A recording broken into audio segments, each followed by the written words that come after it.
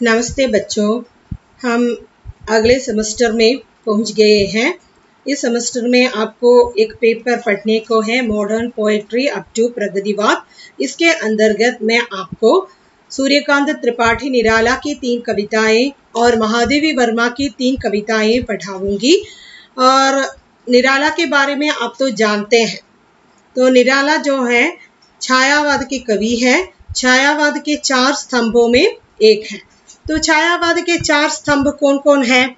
तो छायावाद के 4 स्तंभ हैं महादेवी वर्मा, निराला, प्रसाद और पंत। तो इनमें निराला की कुछ खासियत है। निराला छायावाद में मात्र ही नहीं कविताएं लिखी थी, उन्होंने इसके अगले वाद यानी कि प्रगतिवाद को आधार बना के भी कविताएं लिखे थे। तो निराला के जन्म के बारे में बहुत सारे विवाद हैं, फिर भी बताते हैं कि निराला का जन्म जो है 1896 में वासंत पंचमी के दिन हुआ था। और निराला का पूरा नाम है सूर्यकांत त्रिपाठी निराला। आपके जन्म की तिथि को लेकर अनेक मत प्रचलित है, विद्वानों में एक मत नहीं है। निराला जी के कहानी संग्रह लिली में उनकी जन्म तिथि 21 फरवरी 1899 प्रकाशित है। निराला अपना जन्म दिवस वासंत पंचमी को ही मानते थे। आपके पिता पंडित राम सहाय तिवारी उन्नाव के रहने वाले थे और महिषादल में सिपाही की नौकरी करते थे। और निराला जी की औपचारिक शिक्षा हाई स्कूल तक हुई। तदुपरांत हिंदी, संस्कृत तथा बंगला का अध्ययन आपने स्वयं किया था। और 3 वर्ष की अवस्था में माँ की ममता ही छीनी गई, यानी कि उनकी माँ की मृत्यु हो गई। वह युवा अवस्था तक पहुंचते पिताजी भी साथ छोड़ गए, पिताजी की भी मृत्यु हो गई। और प्रथम विश्व युद्ध के बाद फैली महामारी में आपने अपनी पत्नी मनोहरा देवी, चाचा, भाई तथा भाभी को गंवा दिया। तो उनकी पत्नी भी जल्दी से मर चुके थे और किसी महामारी के कारण और विषम परिस्थितियों में भी अपने जीवन से समझौता न करते हुए अपनी तरीके से ही जीवन जीना वो बेहतर समझा। किसी भी कठिन परिस्थितियों से सिर झुकाना वो नहीं चाहते थे। बचपन से ही छोटी उम्र में ही उनकी माँ चल बसी, उनके बाप भी नहीं थे, फिर भी वो अपने तरीके से जीवित रहना चाहते थे। और ये भी नहीं, उनकी पत्नी की भी मृत्यु हुई और फिर उनकी बेटी की भी मृत्यु हो जाती है। ऐसी विकल्प परिस्थितियों में वो जी रहे थे, फिर भी किसी के सामने सिर झुकना वो नहीं चाहते थे। हमें जो कविताएं पढ़ना है उनके हिसाब से हम यह जान जाएंगे कि उनके व्यक्तित्व किस प्रकार के हैं। तो निराला जी की कुछ प्रमुख रचनाएं हैं अनामिका, परिमल, गीतिका, द्वितीय अनामिका, तुलसीदास, यह प्रबंध काव्य है। कुकुरमुत्ता, अणिमा, बेला, नए पत्ते, अर्चना, आराधना, गीत कुंज, सांध्य कागली, जन्मभूमि, अपरा, दो शरण, राग विराग, लंबी रचनाएं, राम की शक्ति पूजा, सरोज स्मृति, बादल राग, तुलसीदास, ये प्रबंध काव्य हैं, उनके मशहूर काव्य भी हैं ये। और आगे जो हमें पढ़ना है जूही की कली। ये जूही की कली की खासियत यह है कि द्विवेदी युग के पहले जो है यहाँ पर छायावाद के पहले जो है यहाँ पर द्विवेदी युग का बोलबाला था। द्विवेदी युग की विशेषता यह है कि इतिवृत्तात्मकता, जो कविता जो है छंदों के अंतर्गत ही लिखना चाहिए, नहीं तो वो प्रकाशित नहीं करेंगे।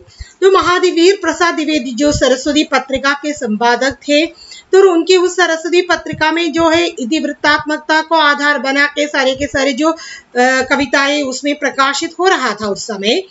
लेकिन उसी समय हमारे निराला जी ने ये जूही की कली कविता उन्हें भेज दिया था। लेकिन इतिवृत्तात्मकता न होने के कारण, यह मुक्त छंद की रचना होने के कारण इसे उनने मरोड़ के इस कविता को कूड़े कचरे में फेंक दिया। यही कविता बाद में जो है मुक्त छंद की एक सशक्त कविता के रूप में हमारे सामने उपस्थित हो गई। तो आप तो जानते हैं कि छायावाद की विशेषताओं में जो मानवीकरण का बहुत बढ़िया स्थान है। तो ये जूही की कली मानवीकरण अलंकार का हूबहू चित्रण हमारे सामने पेश करने लायक एक कविता है।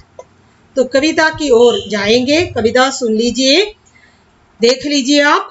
विजन वन वल्लरी पर सोती थी सुहाग भरी, स्नेह स्वप्न मग्न अमल कोमल तनु तरुणी, जूही की कली दृग बंध किए शिथिल पत्रांग में,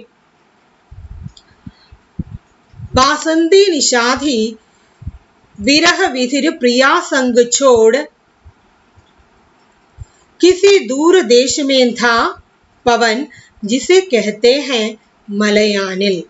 तो आप देखिए, विजन वन वल्लरी पर, विजन का मतलब है जहां कोई भी नहीं है, सुना सुना सा जगह है।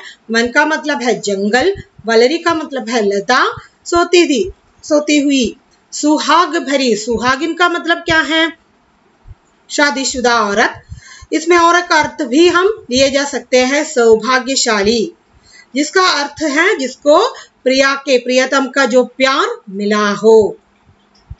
स्नेह स्वप्न मग्न, स्नेह का मतलब है प्यार प्रेम, स्वप्न स्वप्न में मग्न हुए, स्नेह रूपी स्वप्न में मग्न हुए। तो सुहाग भरी, स्नेह स्वप्न मग्न, अमल पवित्र कोमल सुंदर, तनु तरुणी, तनु का मतलब है शरीर, तरुणी युवती, जूही की कली, दृग बंध किए शिथिल पत्रांग में, दृग बंध करना का मतलब क्या है, आंखें मूंद लिए, शिथिल का मतलब क्या है, अलसाई हुई, पत्रांग का मतलब क्या है, पत्रों की गोदी में। वासंती निषाधी, वसंतकालीन रात का समय, विरह, विरह का मतलब क्या है, विरहानुभूति, वो आप जानते हैं। विधुर प्रिया संग छोड़, विधुर का मतलब क्या है, विधुर जिसका पत्नी नहीं हो, उसकी अवस्था का वर्णन है। किसी दूर देश में था पवन जिसे कहते हैं मलयानी। तो आप देखिए, विजन वन वल्लरी पर सोती थी सुहाग भरी, स्नेह स्वप्न मग्न अमल कोमल तनु तरुणी, जूही की कली दृग बंध किए शिथिल पत्रांग में, बासंती निषाधी विरह विधुर प्रिया संग छोड़, किसी दूर देश में था पवन जिसे कहते हैं मलयानिल। जो जंगल में, एक विजन जंगल में वल्लरी पर, लता पर सो रही थी। कौन सो रही थी, जूही की कली सो रही थी। किस प्रकार सो रही थी, सुहाग भरी स्नेह स्वप्न मग्न, उन्हें तो वो सुहागिन है, यानी कि उन्हें वो सौभाग्यशाली है, उन्हें अपने प्रियतम की प्यार प्राप्त हुआ है। ऐसी वो जूही की कली स्नेह स्वप्न मग्न, अपने मिलन के समय जो प्रेम या प्यार उन्हें प्राप्त हुआ है, उन मधुर मिलन के स्वप्न में मग्न होकर वो सो रही है। कौन सो रही है, जूही की कली। वो जूही की कली किस प्रकार है, वो पवित्र है, सुंदर है, उनका शरीर तो बहुत सुंदर है, एक सुंदर युवती जैसे प्रतीत होने वाली जूही की कली। तो यहाँ पर जूही की कली को एक युवती से उनकी जो तुलना की गई है। तो जिस प्रकार एक नारी अपने जो पति से उनकी जो प्यार भरा व्यवहार, पति के साथ उनकी जो हृदय क्रीड़ाएं होती हैं, उनकी वो प्रिय मिलन की सुमधुर स्मृति में खोकर वो किस प्रकार सोती है, उसी प्रकार वो जूही की कली भी सो रही है। यही कवि का कहने का मतलब है। पवित्र सुंदर शरीर वाली एक युवती के समान ये जूही की कली सो रही है। किस प्रकार सो रही है, दृग बंध किए, आंखें मूंद के, शिथिल होकर, अलसाई हुई, पत्रों की गोदी में वो सो रही है। वसंतकालीन निशा थी, वसंत काल की रात था, वसंत काल का जो रात था, विरह विधुर प्रिया संग छोड़। उस समय उनके जो प्रिय जो है वो अपनी प्रिया को छोड़ के किसी दूर देश में बस रहे हैं। वो भी वहां विरहानुभूति में तप रहे हैं। वो और कोई नहीं है, उनका जो प्रियतम वो पवन है। उसका नाम है जिसे कहते हैं मलयानिल। तो जूही के कली का जो प्रियतम कौन है? मलयानिल, वो पवन है। तो एक विजन जंगल में वल्लरी पर एक जूही की कली सौभाग्यशाली युवती की तरह, एक सुहागिन युवती की तरह अपने जो प्रियतम से मिलन की उस मधुर अनुभूति की जो मिलन के सुमधुर अवसर को स्वप्न में देखते हुए, उस सुमधुर अवसर की याद करते हुए, उसमें मग्न होकर उसे स्वप्न में देखते हुए वो सो रही है। वो सुंदर सुकोमल तनु से युक्त युवती की तरह वो जूही की कली आंखें मूंद करके अलसाई हुई एक पत्र की गोदी में सो रही है। वसंतकालीन रात का समय था। वहां पर जो उनके प्रियतम भी अपनी प्रिया के संग छोड़ के विरहानुभूति में तपकर किसी दूर देश में बस रहे हैं। वो और कोई नहीं है, पवन है, जिसे कहते हैं मलयानिल।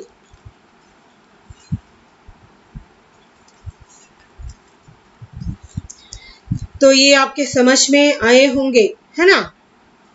एक सुहागिन युवती अपने जो पति के साथ, अपने जो प्रियतम के साथ जिस प्रकार की जो स्नेहपूर्व यादें अपने मन में संजोती है, अपने जो प्रियतम के साथ जो क्रीड़ाएं करते समय की जो यादें उनके मन में रहे होंगे, ये तो उस सुमधुर यादों में खोकर उसे स्वप्न में देखते हुए अलसाई हुई एक युवती जिस प्रकार सोती है, उसी प्रकार जूही की कली भी उस विजन वन प्रदेश में वल्लरी पर शिथिल पत्रांग अलसाई हुई एक पत्रांग में, पत्रों की गोदी में आंखें मूंद करके सो रही हैं।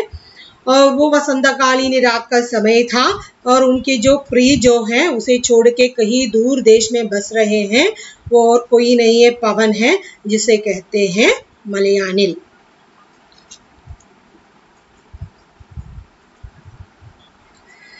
तो आगे आप देखिए, आई बिछुड़न से मिलन की वो सुमधुर याद। तो उस समय जो है हमारे जो पवन को, उनके जो प्रियतम को अपनी बिछुड़न से, उस बिछुड़न की वेला में, वो तो अपनी प्रियतमा से दूर है, उस बिछुड़न की वेला में उन्हें मिलन की मधुर बातों की याद आ रही है। जब वो अपनी प्रिया से मिल रही थी, उस समय की मधुर बातों की याद इस अवस्था में पवन को आने लगे। तो आई याद चांदनी की धुली हुई आधी रात, आई याद कांदा की कमनीय गात। फिर क्या? पवन उपवन सर सरिता गहन गिरि कानन कुंजलता पुंजों को पार कर पहुंचा जहां उसने की केली कली खिली साथ। तो हमारी जो जूही की कली की जो अपनी प्रियतम है, वो किसी दूर देश में बस रहे हैं, वो मलयानिल है। उसे इस बिछुड़न की वेला में, इस विरह की वेला में मिलन की सुमधुर बातों की याद आने लगी। फिर ये भी नहीं, उसे चांद की धुली हुई आधी रात, जिस दिन वो अपनी प्रियतमा से मिली थी, उस दिन की चांदनी रात के बारे में वो याद कर रही हैं। जिस दिन ये दोनों क्रीड़ाएं कर रही थी, रिद्धि क्रीड़ाएं कर रही थी, उस दिन की चांदनी रात, आधी रात की याद उन्हें आ रही थी। और ये भी नहीं, आई याद कांदा की कमनीय गात। इन दोनों के मिलन के अवसर पर उस प्रियतमा की जो सुंदर शरीर जो है किस प्रकार थी, उसकी याद भी उन्हें होने लगे। किसको होने लगे?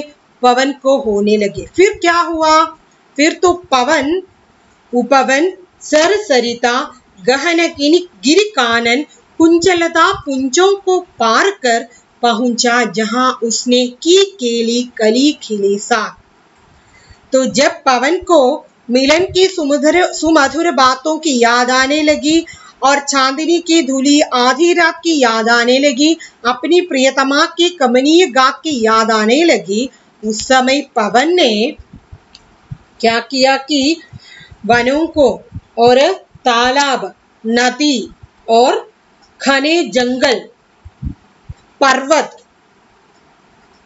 और लता, इन सबों को पार करते हुए अपनी प्रियतमा के साथ जहां पर उन्होंने केली की है, क्रीडाएं की हैं, वहां वो पहुंच गए।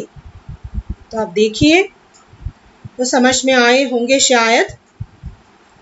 तो जिस समय इस विरह की वेला में पवन को मिलन की मधुर बातों की याद आने लगी, चांदनी की आधी रात की याद आने लगी और उनकी जो प्रियतमा की कमनीय शरीर की याद आने लगी, उस समय पवन ने उपवन सर सरिता गहन गिरि कानन कुंजलता पुंजों को पार करके जहां पर वे क्रीडाएं कर रहे थे उसी जगह पर पहुंच गई। और यह जो है कमनी का मतलब है सुंदर और गहन का मतलब है गहरे, कानन वन है, गहन गिरि कानन ऊंचे पर्वत और घने जंगलों को पार करके हुए, और उपवन बगीचा, उपवन का मतलब है बगीचा, और पुंजों, पुंजों का मतलब है चुरमुटों का जो समूह, लता पुंजों, पुंजों तथा लताओं के चुरमुटों को पार करते हुए वो क्या है, जूही की कली के पास, जहां पर ये पवन जूही के कली के साथ केली क्रीडाएं कर रहे थे, उस स्थान पर वो पहुंच जाते हैं। और आगे जो है, सोती थी जाने कहो कैसे प्रिय आगमन वह, नायक ने चूमे कबोल डोल उड़ी वल्लरी की लड़ी जैसे हिंडोल, इस पर भी जागी नहीं चूक क्षमा मांगी नहीं, निद्रालस भंगिम विशाल नेत्र मूंदे रही, किंवा मतवाली थी यौवन की मदिरा पिए कौन कहे। तो जब पवन को अपनी प्रियतमा की याद आने लगी, वो सारी की सारी प्रतिकूल परिस्थितियों को पार करते हुए अपनी प्रियतमा के पास पहुंच जाती है। वहां पर प्रियतमा सो रही थी, तो सोने के कारण प्रियतमा ने जाने कहो कैसे प्रिय आगमन, प्रिय के आगमन के बारे में वो जाना नहीं है, वो जानते नहीं, वो सो रही थी। नायक ने चूमे कपोल डोल उठी वल्लरी की लड़ी जैसे हिंडोल, इस पर भी जागी नहीं चूक क्षमा मांगी नहीं, निद्रालस भंगिम नेत्र मूंदी रही, किंवा मतवाली थी यौवन की मदिरा पिए कौन कहे। तो नायक वहां पर आ गए, पवन वहां पर आ गए, लेकिन पवन के आगमन जूही की कली नहीं जान पाए क्योंकि वो सो रही थी। तो इसलिए नायक ने उनके कपोलों को चूम लिया। चूमने के कारण डोल उठी वल्लरी की लड़ी जैसे हिंडोल, हिंडोले की तरह जिस वल्लरी में वो सो रही थी वो वल्लरी डोलने लगी। तो ऐसा करने के बावजूद भी वो जागी नहीं, क्षमा भी उनसे मांगी नहीं। तो उनकी जो नेत्र जो है, नेत्र वो मूंदे ही रही। निद्रालस भंगिम विशाल नेत्र, निद्रालस का मतलब यह है कि निद्रा से अलसाई हुई आंखें मूंदे रही, और किंवा मतवाली थी, यौवन की मदिरा पिए। उन्हें देखकर ऐसा लगता है कि यौवन की मदिरा पिए वो मतवाली थी। और इसके बारे में कौन कह सकते हैं उनसे, उनके प्रियतम आ गया है। लेकिन प्रियतम के आगमन वो जानता नहीं, क्योंकि वो सो रही थी। इस अवस्था को देखकर नायक ने उनके कपोलों को चूम लिया। चूमने से जो वल्लरी की लड़ी हिंडोले की तरह उठने लगी, फिर भी वो जागा नहीं, क्षमा भी मांगी नहीं। उनकी जो विशाल नेत्र, निद्रालस में भंगिम विशाल नेत्र, निद्रा से अलसाई हुई आंखें जो है वो बंद करती ही रही। उन्हें देखकर ऐसा लगता है मानो यौवन की मदिरा पिए वो मतवाली थी। तो उनकी इस अवस्था का वर्णन कौन कर सकते हैं, यानी कि उनके बारे में, प्रिया के आगमन के बारे में उनसे कौन कुछ कह सकते हैं, यही कवि बताना चाहती हैं। और आगे जो है, निर्दयी उस नायक ने निपट निढुराई की कि छोंकों की छाड़ियों से सुंदर सुकुमार देह सारी छकचोर डाली। मसल दिए कोरे कपोल गोल, चौंक पड़ी युवती, चकित चिदवन निज चारों ओर फेर। हैर प्यारे को सेज पास, नम्र मुख हंसी खिली, खेल रंग प्यारे संग। तो प्रिया के आगमन की बात प्रियतमा जानती नहीं, और वो उनके कपोलों को चूमने पर भी वो आंखें खोल के प्रिया को नहीं, प्रियतम को नहीं देख पाई। इस समय ये नायक निर्दयी उन पर जो अत्याचार करने लगे, निष्ठुरता करने लगे कि छोंकों की छाड़ियों से सुंदर सुकुमार देह सारी छकचोर डाली। जिन पत्रों की गोदी में जूही की कली सो रही थी, उनको जोर से छकचोरने लगी। फिर उनके जो गोरे कपोलों को मसल दिया गया। तो इस प्रकार शरीर को छकचोरने के कारण और कपोलों को मसल डालने के कारण यह जूही की कली चौंक पड़ी। यहाँ पर युवती कहा है। कपोल को मसल डालने पर, शरीर को छकचोरने पर युवती किस प्रकार चौंक उठती है, उसी प्रकार ये जूही की कली भी चौंक के उठ खड़ी हुई। चौंक के वो देखने लगे। चकित चिदवन निज चारों ओर फेर, वो चौंक उठा और चारों ओर चकित होकर देखने लगा। और फिर पाया कि अपने प्यारे को सेज पास, उनके सेज के पास जो है उनके जो प्रियतम है। तो प्रियतम को देखकर नम्र मुखी होकर वो हंसने लगी। वो नम्र मुखी हो गई और फिर हंसने लगी। फिर इसके बाद वे अपने प्रिया के संग क्रीड़ाएं करने लगी। तो अपने प्रियतम के आगमन को वो नहीं जान पाई। इसी कारण से वो नायक ने उससे निर्दयता पूर्वक, निष्ठुरता से उनकी जो सारे शरीर को छकचोर डाली, उनके जो कपोलों को मसल दिया। तो इतने में जूही की कली चौंक पड़ी। फिर चकित होकर चारों ओर देखने लगा और पाया कि उनके जो प्रिया है उनके सेज के पास खड़ा है। तो अपने प्रियतम को सेज के पास पाकर वे नम्र मुखी हो गई। उनकी आंखों में, उनके मुख में जो हंसी खिलने लगी और फिर वे अपने प्रियतम के साथ क्रीड़ाएं करने लगी। तो आप देखिए किस प्रकार एक सुहागिन औरत अपने प्रियतम के साथ कर रहे हैं। इस प्रकार एक नायक नायिका के रूप में यहाँ पर क्या है, एक युवती और युवक के रूप में यहाँ पर जूही की कली और पवन को आरोपित कर लिया है। प्रकृति के उपादानों को मानवीय जीवन में आरोपित करना ही मानवीकरण अलंकार है। जो मानव जीवन की जो गतिविधियां हैं, जो रीति है, उसे प्रकृति के एक कली और पवन के माध्यम से उसमें उसे आरोपित करके यहाँ दिखाने की कोशिश कवि ने किया है। तो जूही की कली जो है एक विजन वन वल्लरी पर, विजन लता पर पत्र की गोदी में अलसाई हुई सो रही थी। और वसंतकालीन रात था। वह अपनी प्रिया के संग जो क्रीड़ाएं कर रही थी उसके सुमधुर यादों में खोके सो रही थी। और अपने जो प्रियतम जो है प्रिया को छोड़ के कहीं दूर देश में बस रहे थे, उसका नाम है मलयानिल।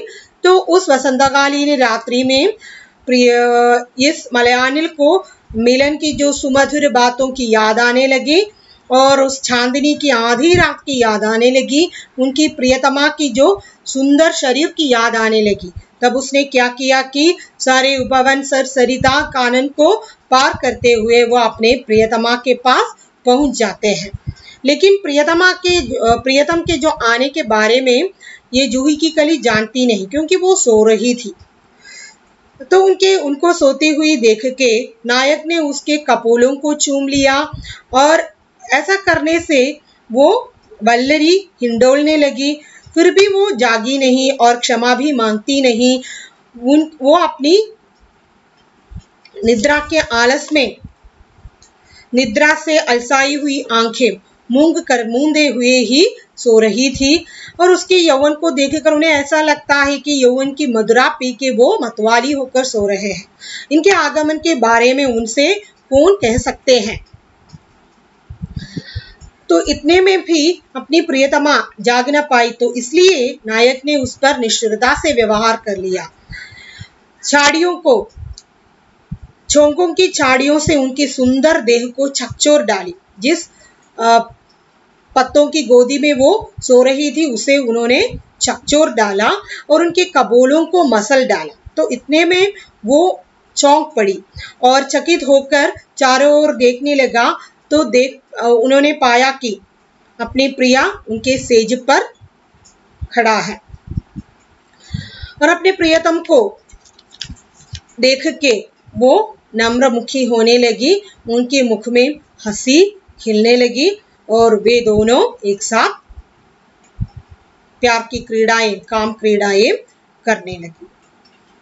तो यही इस कविता का जो मतलब है। तो इसमें जो है जो यहाँ पर जो है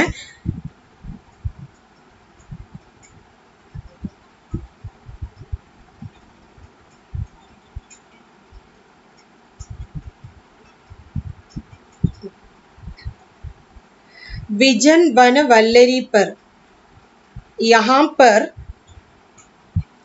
विजन वन वल्लरी सोती सुहाग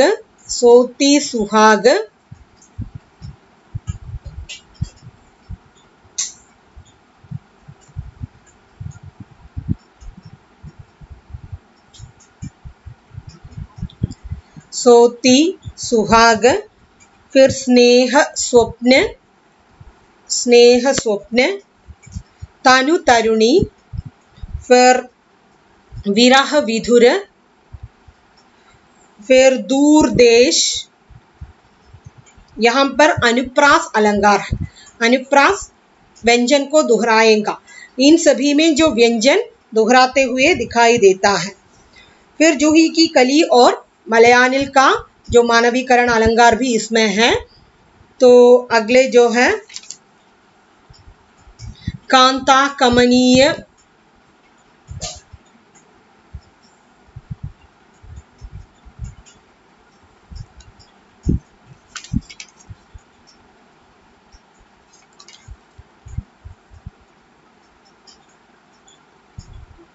कांता कमनीय और उसमें अनुप्रास है बिछुड़न मिलन।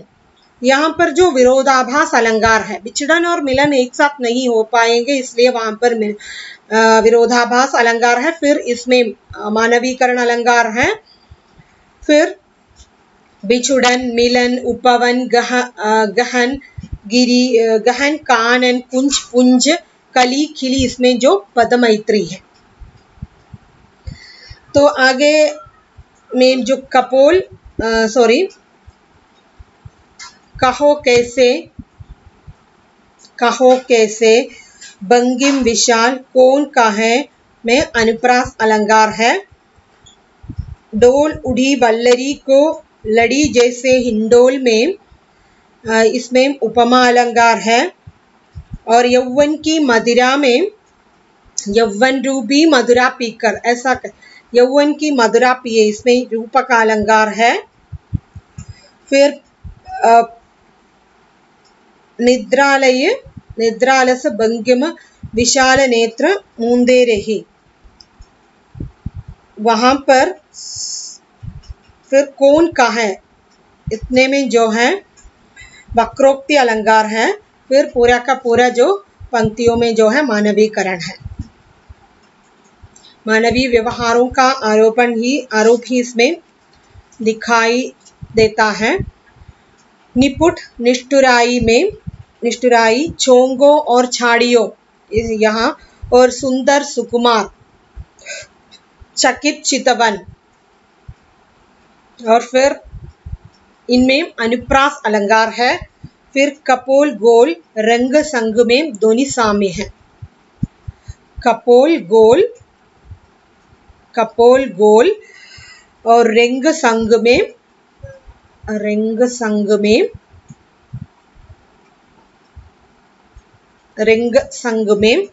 ध्वनि साम्य है। पवन और कली का जो मानवीकरण अलंकार किया हुआ है। तो इसकी व्याख्या इतना ही है। मानवीकरण अलंकारों का खूब प्रयोग इसमें है। जो जूही की कली और मलयानिल के माध्यम से एक युवक और युवती का जो व्यवहार किस प्रकार है, उनकी क्रीड़ाएं, उनकी मानसिक अवस्था, उसका आरोप इसमें दिया हुआ है। तो मैं अब समाप्त करती हूँ। तो इसके हिसाब से मैं कुछ प्रश्न डालूंगी, उसका उत्तर भी आपको देना चाहिए और इसके जो अर्थ आपको लिख के देना भी चाहिए। तो आपके समझ में आए होंगी। इसी विचार के साथ मैं समाप्त करती हूँ। धन्यवाद।